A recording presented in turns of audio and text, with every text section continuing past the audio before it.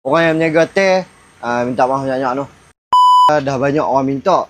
Saya dah pernah bagi dah satu ketika dulu, tapi satu ketika dulu no. Poyo tu ayat.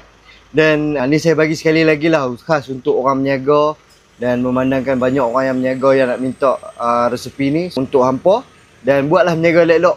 Semoga dengan resepi yang saya bagi ni hampa boleh dapat menaikkan sale kedai hampa. Tip dia untuk hampa gunakan di kedai-kedai hampa. Okey. Cara campuran teh yang kami gunakan dekat kedai. So saya tak ada rahsia, saya dedahkan 100%.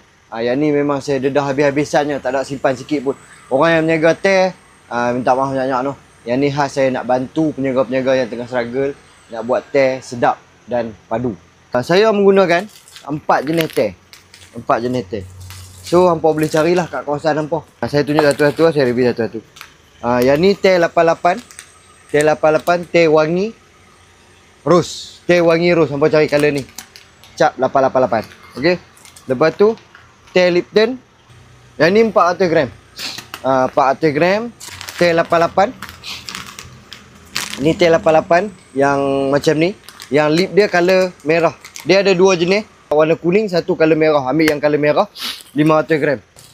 Lepas tu serbuk teh cap motorcar ataupun cap kuda terbang pun boleh juga, tak ada masalah. Cap kuda terbang ataupun cap motorcar, antara dua ni lah yang saya gunakan. Okey, hampa boleh beli yang ni 1 kilo. Jadi saya gunakan 4 ni saja geng, tak ada teh lain lah. 4 ni sahaja. So kalau kata hampa nak buat resepi teh ais paling sedap dalam dunia, kan? Ayat ni lama orang marah ayat ni. Paling sedap dalam dunia, hampa boleh ikut resepi ni seketui-seketui. Hampa cuma masukkan dalam satu tupperware ataupun balang yang besar, goncang, bagi dia sekata dan bancuhlah macam biasa. Saya dah pernah ajak dah cara nak bancuh dah. Okey, kalau hampa suka video ni dan video ni ada bermanfaat untuk hampa semua, jangan lupa komen, like, follow dan share sekali. Kedai buka macam biasa 5.30 petang sampai pukul 12 malam.